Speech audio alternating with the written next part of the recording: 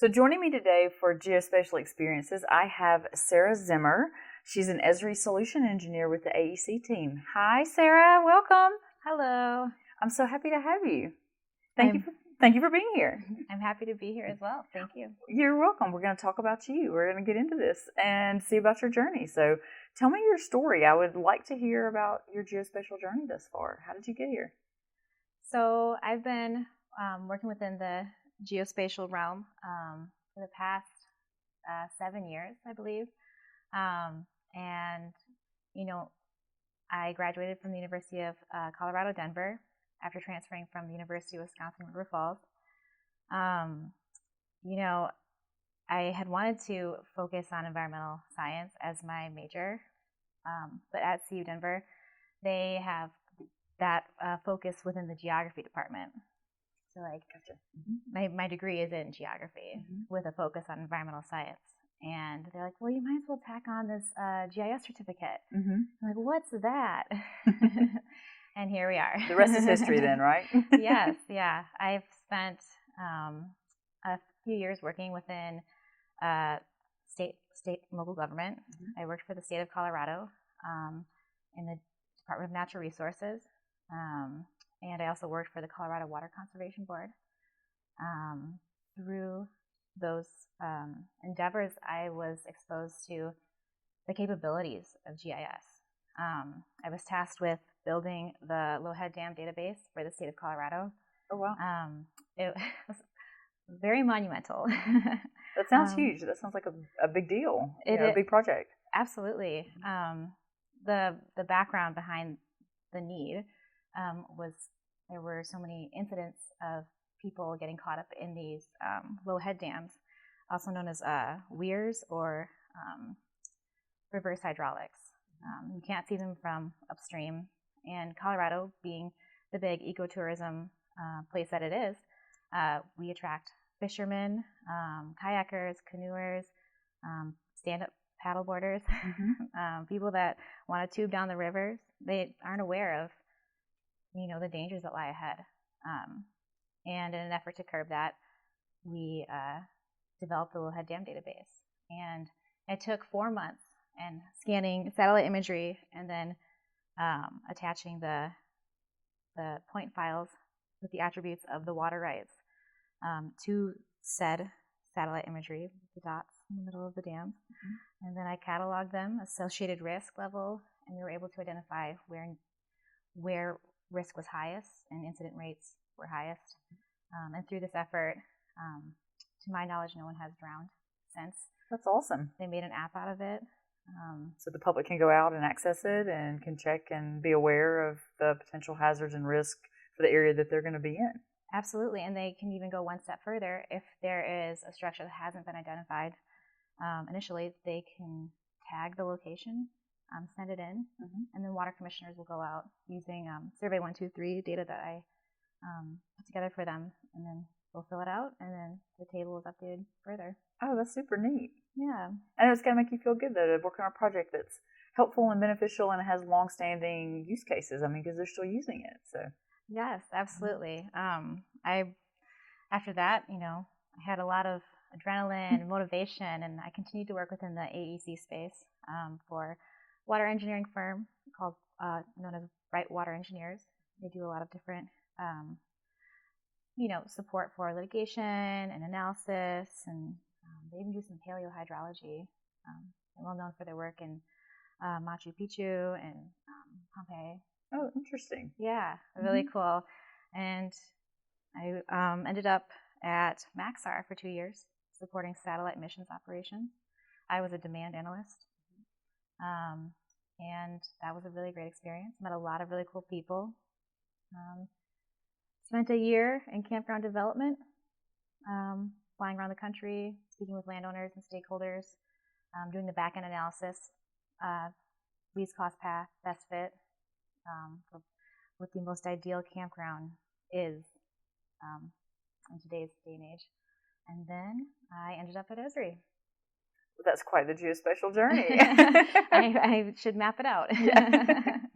Well, I love the fact that you have such a variety of applying GIS and to different use cases and problem solving aspects. That's just an area that I really like to highlight, and so I think that's amazing that you have such a diverse kind of background already before you come here. Mm-hmm. And then you get to bring all that with you and apply it to what you're doing for us here at Esri. Absolutely, and I get to learn about everybody else's amazing experiences. And, like a neural network, we all share information. So, did you make the move to the AEC team recently? Has it been, or how long have you been with that group actually? I have been with the AEC group for 2 months now, going on my 3rd month. Okay. So we have a newbie. We have a newbie here with the AEC team. What's it like to be on that team? I will say that it's unlike any other team I've ever been on. I feel so supported. Everybody's been so welcoming and kind. They seem super sweet. Absolutely, absolutely. And within the AEC space, that's not very common. Mm-hmm. Tell the listeners a little bit about the AEC space itself to define it, just in case that they're not aware and don't know exactly what we're talking about. So AEC, otherwise known as AEEC, stands for Architecture, Environmental, Engineering, and Construction. And there's nuances within each of those, I guess, buckets, you could say. But it involves anywhere from like construction projects that you see every day as you're driving to work or driving home, how a building operates, like the intricacies within it. It involves, permitting, environmental applications that need to be followed, and making sure that the teams on site adhere to that. It's so broad. That's what I love about it. You're not pigeonholed into just one corner. You're not going to get bored. Not bored, not at all. So, as far as the customers that you engage with, it's going to be customers across the board, from that construction space and maybe, I guess, architecture, buildings. Just is it transportation related and construction as far as that's concerned, or are there any other customers that we need to kind of think about as we're locking our brains into kind of what's covered here? So a lot of our customers deal with a multitude of those things. Okay. They have their own clients supporting projects specific to transportation or utilities, or even oil drilling. That's a big part of it as well. It falls into kind of the purview that we're talking about. Okay. Yeah. There's a lot of overlap between the other groups. And that's the beauty of it. You're never alone. If you need to reach out across teams, you're able to do that. And feel empowered to reach out to natural resources, feel empowered to reach out to industry. It's great. Imagery, all of them. So. You get to dabble and connect with people all around the company, all around the industry, whatever you need to pull in for a project or anything like that. So yes, absolutely. So how do you help and take care of your customers? So from my experience so far, I need to make sure that they are heard. Okay. Ultimately, as a solution engineer, I'm here to help them solve an issue. I'm not going to do it for them. We need to ask them the questions: why do you need this? Or why do you think you need this? And maybe there is a better solution available to them, or that they're unaware of. Ultimately, we talk about our team of teams, and my work on a daily basis. I'm interacting with account managers, I'm interacting with production services, and all of those groups that handle the customers, the different levels of their account. So, yeah. So basically, they're coming to you with some sort of problem, some sort of need. They need a solution for it, obviously, and then you're going to talk to them about what that is and break that down for them.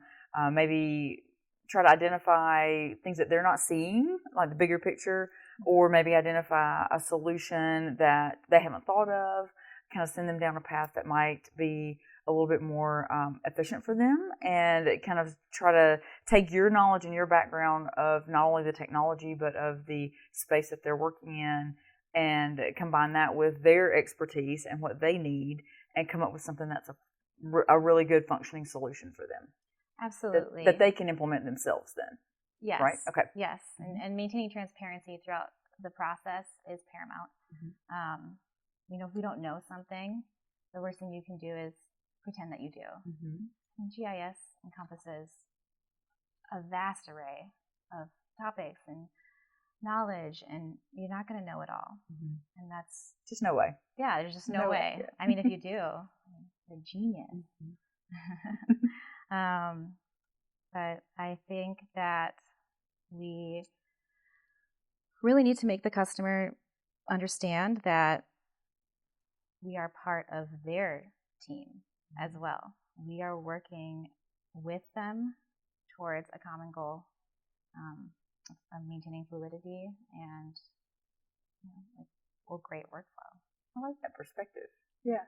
I'm sure it makes them feel less like they're bringing in an outside company and more like they're bringing in people who are going to work hand in hand with them as they walk through the process and move through the process and hopefully move to fruition on implementing whatever the solution is that you guys come up with them, for the problem that they have. And I mean, it's got to make it more personal for them, I guess, is where I'm getting at here. So it's got to be a more comfortable experience for everybody. I would agree. I mean, I hope that is the takeaway after each call that I'm on. Yeah. Are there any interesting projects that that are kind of underway or that you have visibility on that you could talk about?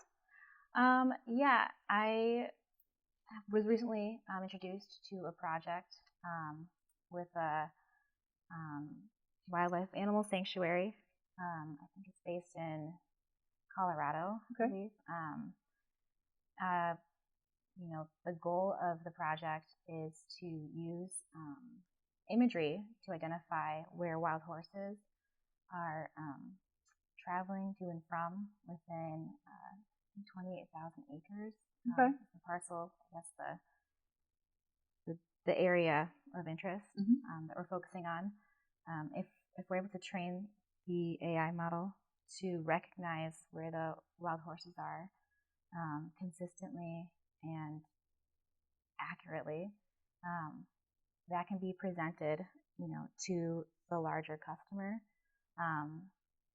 within the Bureau of Land Management in their efforts to curb wildlife horse population.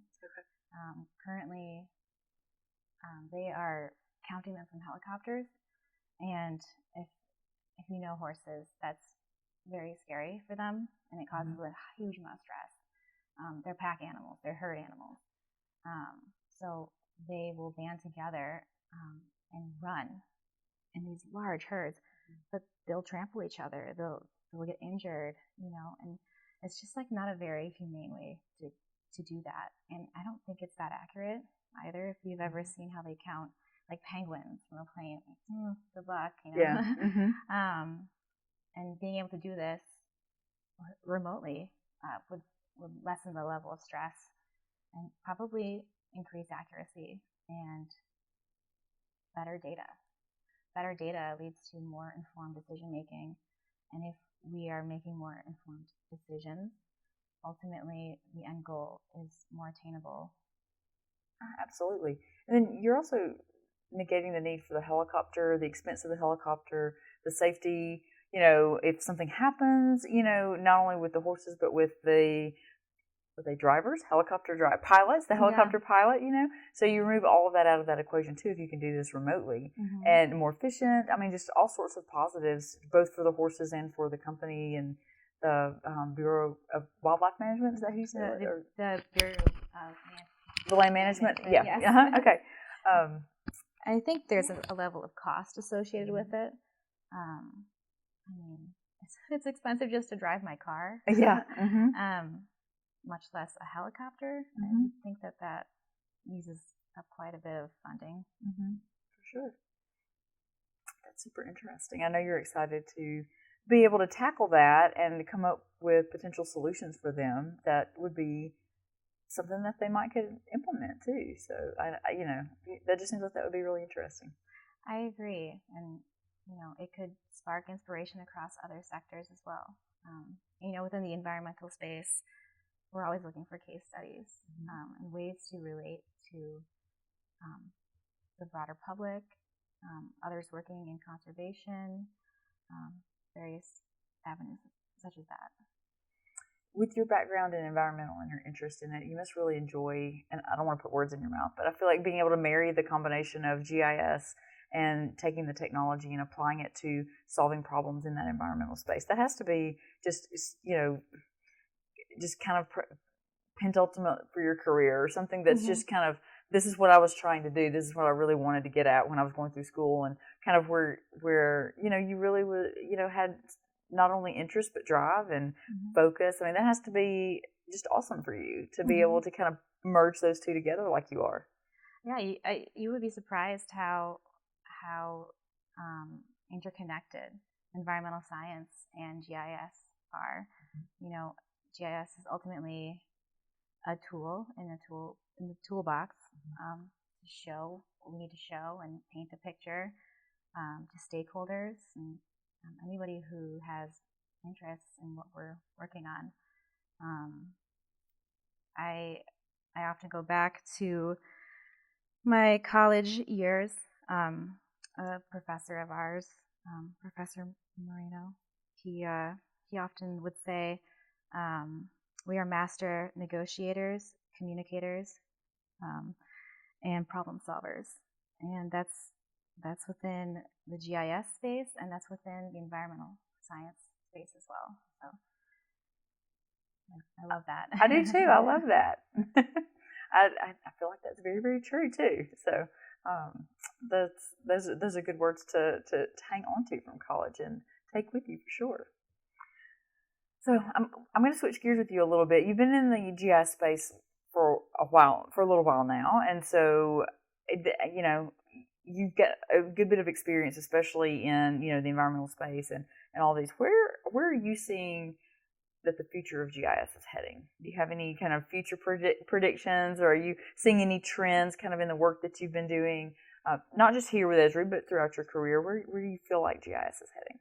I think GIS is heading in a multitude of directions, but what I am hearing consistently is the idea of digital twins, having a replica of a project or a space, a building even, and being able to model different workflows. How will this affect this? How will this look if I do this? And what does that all entail? What are there consequences? Are there negative consequences or positive consequences? And I think that's going to be huge moving forward for our key decision makers, not just within the United States, but worldwide in our global customer base. I've also been seeing a lot of AI. I think that it is the way of the future, and it's unavoidable. So I'm excited to see where Esri takes that. Do you enjoy kind of dabbling and exploring that opportunity as far as the projects and things that are coming through? Do you enjoy kind of learning more about it and just kind of seeing what you can do with it? Absolutely. I'm here to learn as much as I can and contribute in whatever way that I can. So any exposure that I have to that, I'm welcoming with open arms. What do you think the future looks like for Esri as far as that's concerned? I know we've got to kind of be, we've got to be forward thinking. We can't just stay stuck where we are. And so, what do you think it looks like for Esri as a company? I think that Esri will be quintessential within the academic space in regards to leading the charge.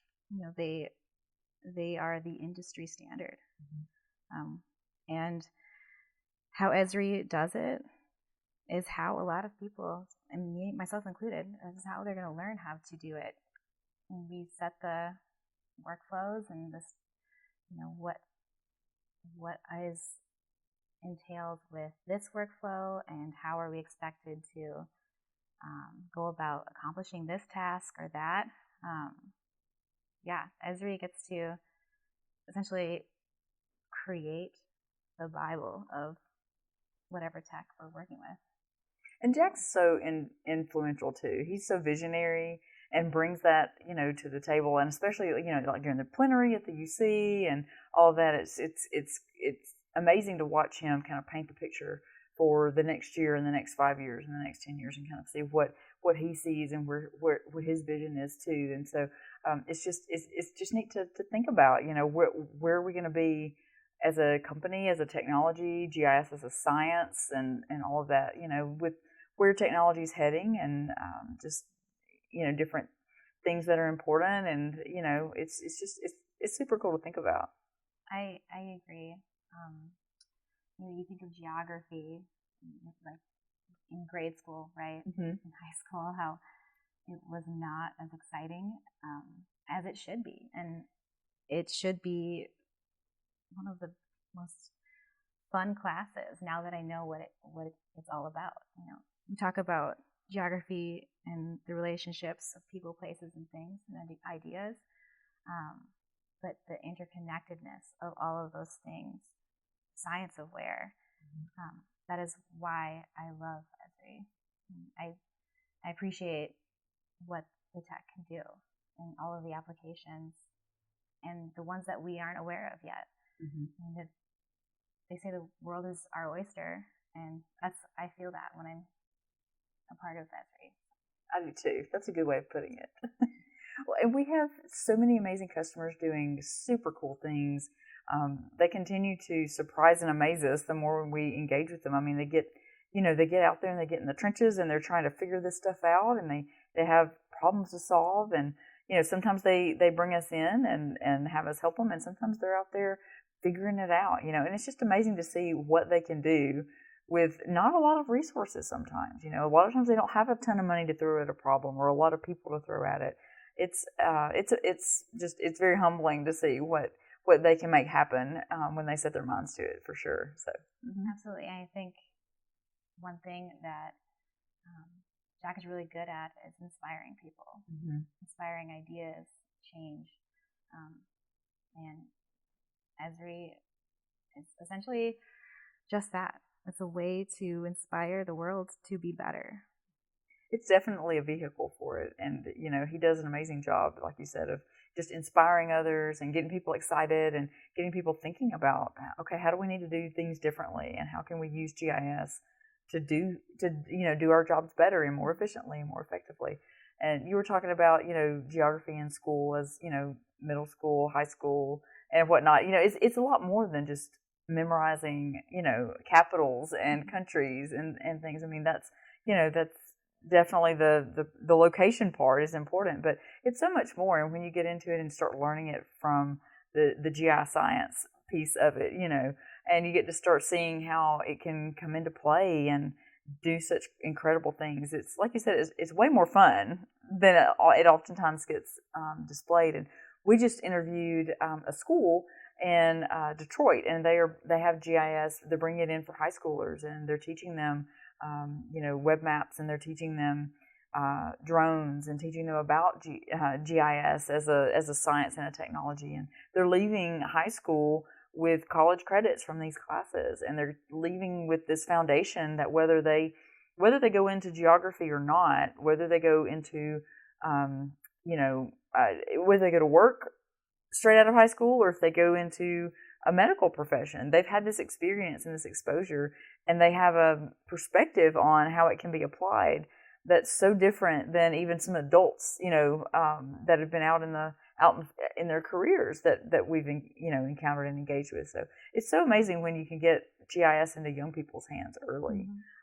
And sometimes Jack has kids on for the plenaries or for part of the opening sessions at the plenary, and they're always amazing with what elementary school kids basically can do with the technology. So I just think it's so fun. I think it's amazing. I often hear the saying, "You aren't thinking spatially unless you're thinking geospatially," and once you can implement that and embrace it, I think that the way that we need to approach a lot of the world's problems with like a systems-based approach, whether it's top down or bottom up, there's so much more to be gained with that way of thinking. Ultimately, if we just think that one number or one answer is the right answer and the only answer to this particular issue or problem, we're not going to be able to have resiliency. And I think the world needs that. Mm-hmm. That's an interesting conversation topic. I'm with you on it. Do you want to explore it a little bit more? Sure. Do you have any more thoughts on it? Do you want to delve into? Yeah, I mean, I would say that resiliency is inherent with the way that Esri operates as a company. I've heard Jack refer to the organization as neural synapses and pathways, where one team isn't just like pigeonholed into one corner. They're able to reach out and branch out across teams and share ideas and information and demos and whatever they're working on. Cross collaboration and diversity are paramount, and I think that builds a stronger foundation for the company and it creates resiliency. It's definitely a flat structure, and you can reach out and go and talk to somebody in a totally different group without having to go through, you don't have to go through somebody's boss's boss to get approval to then come back down. Coming from, utilities and other organizations that had a very hierarchical layout for, for all of that, it's very different to get used to, but it is amazing just to be able to go over and just talk to somebody that, is in a totally different group, and we don't have to go through all those hoops. And Jack wants that. He wants people having those conversations and communicating and, like you said, building that resiliency from within so that we are engaging with each other and talking about the products that we're working on. So, yeah, I think that was great. Thanks. So you seem like you have a really, you're really engaging and you have a great personality. You seem like you're a very positive person. So what things motivate you? What keeps you so positive? I would say one thing that keeps me positive is looking for the good. I am trying to implement looking for glimmers every day around me. Instead of looking for the bad, which is all around us. That's easy to find, right? Right, yeah. Exactly. I look for glimmers, and here at Esri, they're all around, and it makes the day brighter. You seem like you look for the opportunities when they arise and try to, capitalize on those as well. You say yes to things, don't you? I try. I mean, it's okay to say no too, but there's so many exciting things to work on and be a part of that I'm so much more inclined to say yes. So what inspires you? I find inspiration in achieving or accomplishing a goal in a group setting. I get so much strength from being part of a larger unit and succeeding together. It's lonely when you're by yourself. You don't have anybody to high five, and that just having that ability to look at the person next to you and smile and be like, look what we just did as a group. Doesn't that feel good? You get to have that feedback and discussion, and ultimately I find inspiration in team collaboration and effort. the variety of perspectives too. When you're working on something and it's just you don't really have anybody to bounce ideas off of. You don't have anybody to collaborate. And granted, if it works and you make it work and it's a success, then it's like, okay, well, sure, I did this great thing. But what about when you have a group of people and they're all collaborating and they're all working towards it and you're getting these different perspectives and different people are going to see pitfalls that you're not going to see as you're moving through it. And they're going to see opportunities that you may miss because of the differences in, perspective. So that's one thing I love too about working in a team environment is that you get all of that input. And, sometimes it can take longer to get places because you've got to bring all that input in and discuss about it. But I agree. I feel like it's just, so much better when you have a win as a group and we all put effort into it versus, well, it was just me and I did this great thing and all the spotlight's here. I don't know. I like it better when it's a group too. Yes, I concur. I feel that the saying, we are only as strong as our weakest link, is so true. I think that if we build each other up and make sure that everybody is a part of the success, a part of the happy ending, the story, ultimately that just makes for a stronger foundation. Oh, I love that. What excited you the most about coming to Esri? What were you most excited about to come here? Other than, of course, it's the GIS Mecca, so, I feel like a kid in the candy shop. Yeah? I can't believe how many tools are at my fingertips now, how much information is readily available, and the willingness of everybody to reach out and to help, support, to make sure that I feel welcome. I haven't had that in many other workplaces. So it's just such a breath of fresh air. And I knew coming to Esri would challenge me as an environmental scientist and as a GIS analyst. But thinking bigger picture, ultimately, I'm not just either of those two things. And I get to be a part of an organization that is changing the world. I feel like you're solid gold here, Sarah. Oh goodness, no, I'm thinking about my direction with that, because for me coming to Esri, you kind of feel like you're with the best of the best to get here, and when you get here and you're surrounded by really smart people and really sharp people who are very, like yourself, who are really dedicated to, like you said, making the world a better place, and how do we use the technology for good and to help people. And so it can be a little overwhelming when you get here and it's like, okay, I'm here with the big dogs and I have got to, I've got to show that I belong here. But it's a little bit surreal as well that you're like, they picked me. I definitely feel like a Padawan still. I'm not, I'm in no way, shape, or form a Jedi Knight, and to put it in Star Wars terms. I am here to learn as much as I can, and someday I can look back on these years fondly and just really, really relish the memories that I create, and the knowledge that I learn starting in this role is just going to, snowball effect into, hopefully, someday I will feel like an expert. Yeah. I don't feel like an expert right now, but I think having a willingness to learn is going to get me far. Absolutely. It absolutely will. So now that you've made it to Esri, how do you stay excited? Is it the kind of team environment or the excitement to learn, or just the breadth and the wealth of opportunities that you have with all the technology? What is it that keeps you excited? There is something new every day.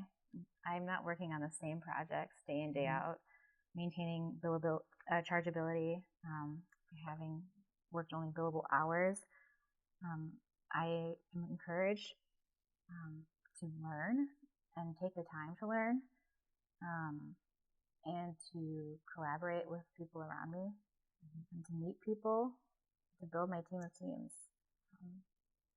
I sometimes have flashbacks to the days of having to write down every single task that I work on and how much time I spend on it and which charge code to put that to. I just like calm myself down, like, wait, I'm at Esri. That's so cute. What is it like working out of the Denver office versus being here in Redlands this week? Other than the weather. The weather's different. Yes. Coming to campus was eye-opening. I haven't seen a workspace so beautiful. It's gorgeous here. It is absolutely gorgeous. It doesn't even feel like I'm at work. It feels like I'm at like a botanical garden or something. And I can appreciate the nuances, the time and effort it must have taken, and the planning to make sure that the trees are taken care of, the landscaping, the plants, everything works in harmony, and we are part of that.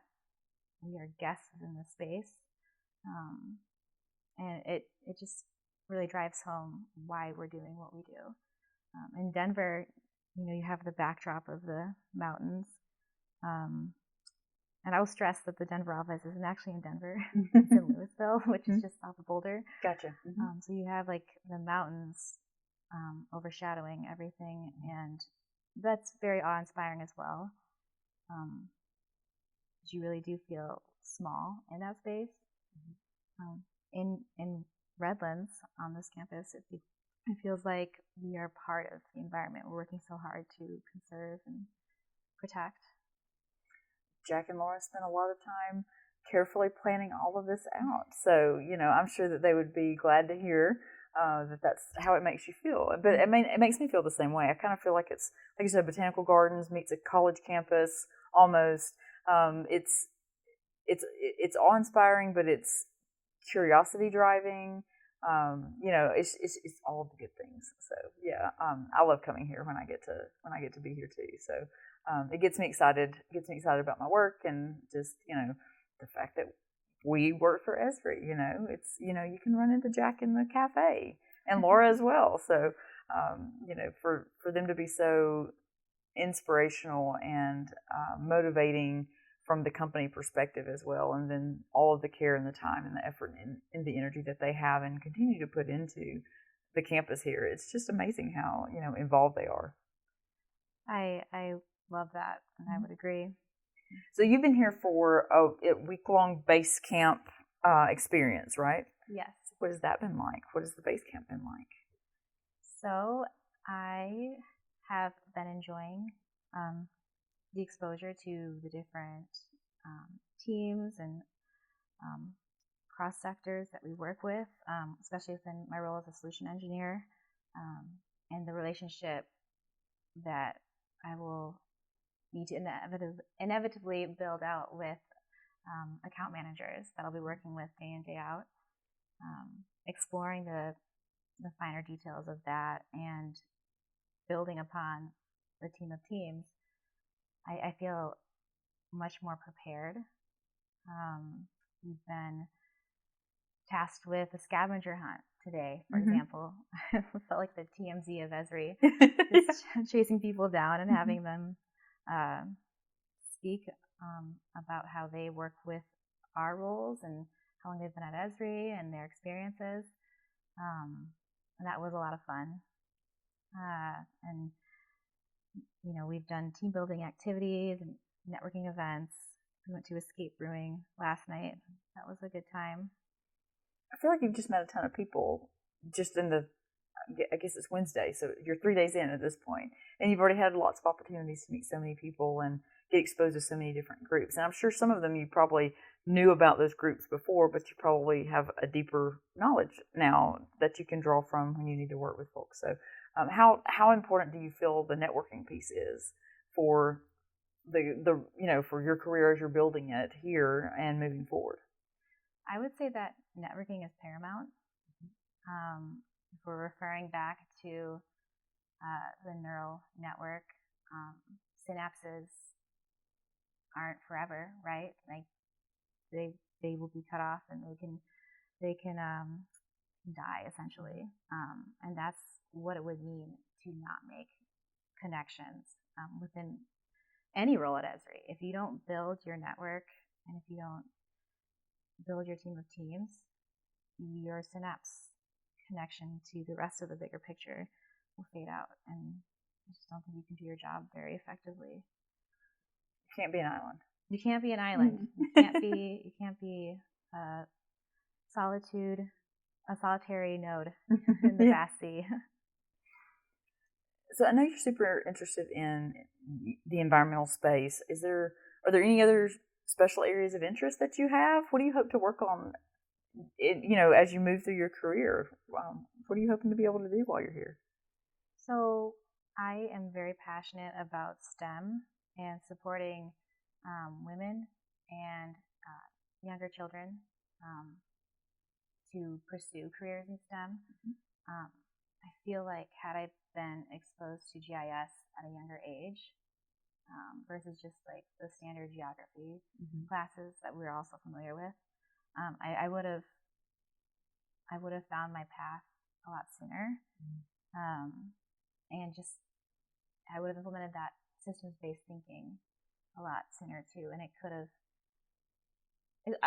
have gotten me to where I want to be sooner.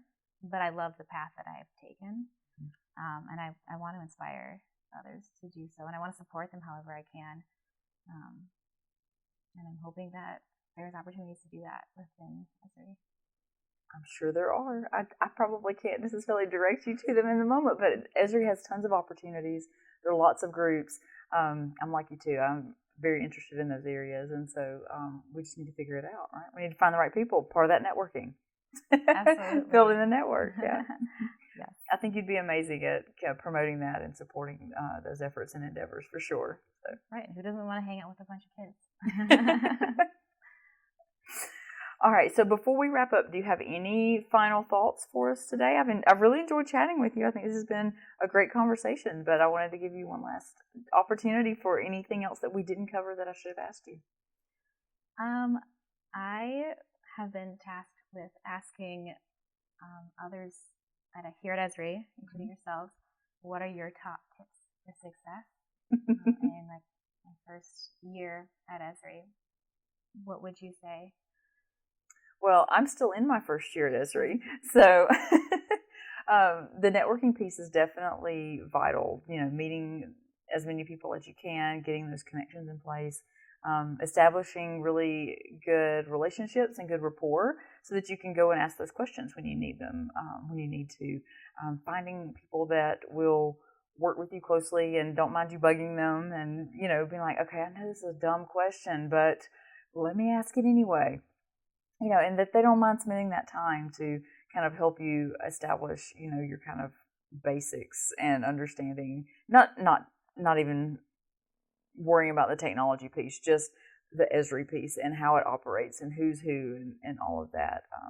I think for me, that's been the biggest thing is being able to meet those people quickly and find those and identify those and make those connections and start building those relationships so that when I do have those questions, they don't get frustrated and they will answer them. That just has helped me kind of start to wrap my brain around all of it. Although I keep hearing that it takes 3 to 5 years before you really are, not a newbie anymore, and before you really kind of start being established, I guess is the way to say it. Remy, you probably have a better way of verbalizing that. But I do, and I'm gonna cut my point now. So, what a beautiful conversation you two ladies had. I think this is the best. I think it was and good. That's a very high bar. Really? You guys made it through. I don't think there's any edits. Okay. In my big mouth right now. You're fine. Cut this out. My goodness, how many tag phrases did we get? I think you set the record. I think I've got 4 or 5 that we could choose. So every time we publish a podcast, it's like a catchphrase. Yes. Oh my goodness, you just knocked that out.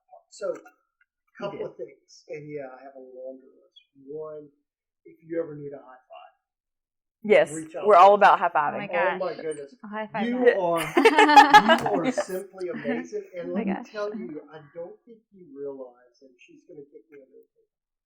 Matt Piper doesn't get impressed by people. Oh my God. No, he doesn't. He doesn't. And for him to reach out to me And I tried to blow him off because we're kind of busy this week. Oh, yeah. And he's like, no, you come here now. And Melissa was on the phone, so I couldn't drag her. But you made a serious impression this week. Mm-hmm. Yeah. You need to cherish it. Because at Esri, you're going to have beautiful days. And I want you to stay as positive as long as possible. You're going to have some tough ones too. And that's what we're here for. You reach out to us and you let us help pick you back up. So that's number one. Number two, you understand what, and God, I'm getting choked up. You understand what a big deal Esri is. Mm-hmm. As a result, there are going to be days you're going to have imposter syndrome. You're going to be like, I can't believe I'm here. I don't belong with these people. Don't ever believe it. Because everybody does. Especially everybody who didn't grow up as a baby here. So the ones that, kind of came here straight from school or, have been here 20, 30 years, they don't understand, they don't get why we get so excited about Jack. They don't understand why we're so deer in the headlights about being at Esri and why it's kind of, like I said, the mecca of GIS people. The ones who've been here forever, they don't get it because they've been here for forever, know. But for those of us who've kind of grown up with it and came through the school ranks and have moved through the industries and stuff, we get it and we have to band together. I agree. I remember like the early days, just being handed work at the end of the day, like have this done tomorrow, and don't charge this. Like this is off the clock. Like, what? Okay. And this is not easy or quick either. No, it's like heavy analysis, and then not having access to the tools that I need, that I know would make it more accurate and more streamlined, and not having the space or the platform to ask for that. That impeded a lot of growth, like self-growth too.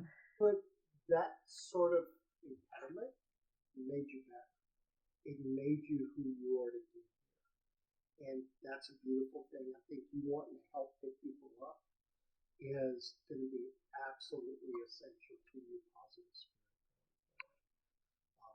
The other thing, have a thick skin. Yeah. These people around here can be.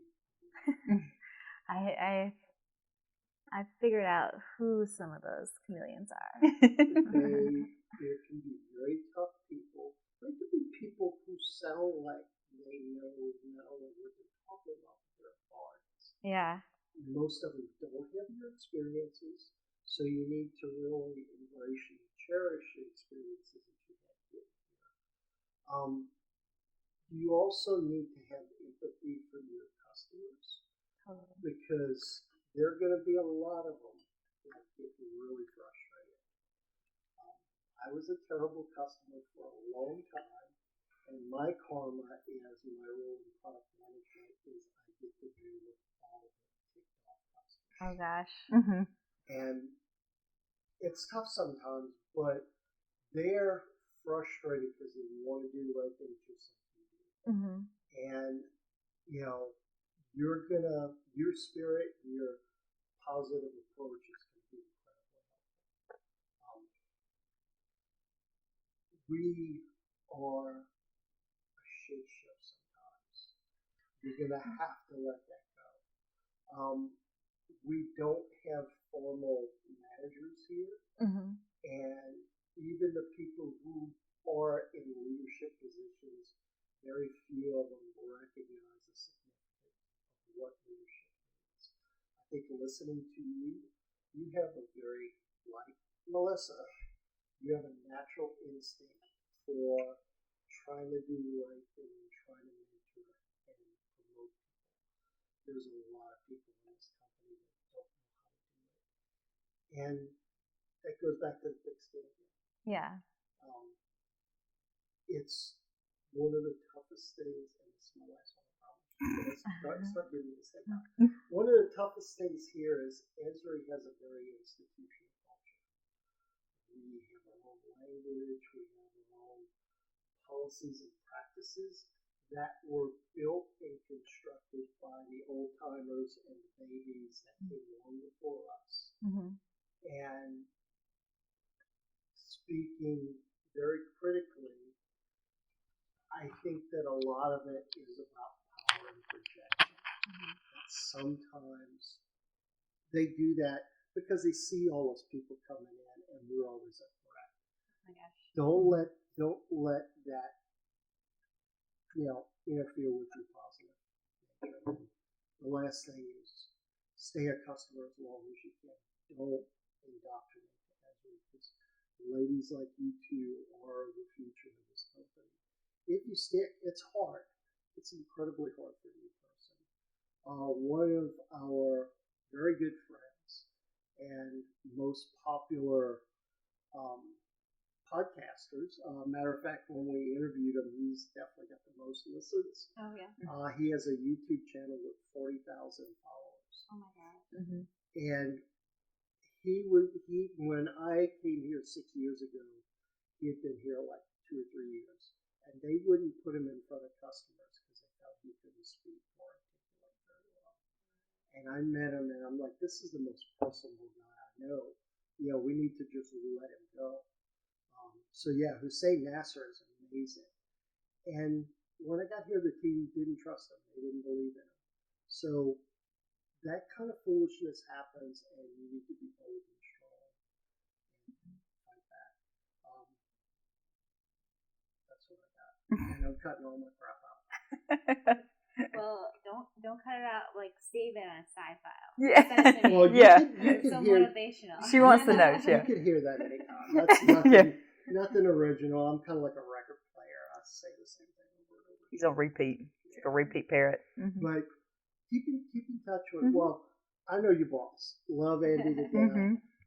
We talked to Andy for like 2 or 3 hours. It was ridiculous yesterday. Oh my god. And I was a shit show trying to connect with him with my stupid laptop. The video and the audio, and it was a hot mess. And I was like, What is this? But you guys have an amazing team. You've got great managers, and you're going to do wonderful things.